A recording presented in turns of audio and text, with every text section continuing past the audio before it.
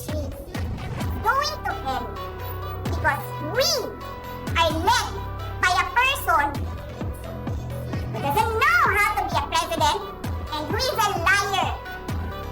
Alam niyo anong pruweba ko na sinungaling siya? Tinanong ko, dalawang businessman. Matagal na sa negosyo ng bigas. Because I was concerned. This is a campaign promise. 20 pesos na kilo ng bigas. And so, I really sat down and talked to a businessman. Sabi ko, sabihin mo sa akin kung magagawa ba yung 20 pesos. Sabi niya, hindi. Napaka-imposibleng gawin yan. Because more than 20 pesos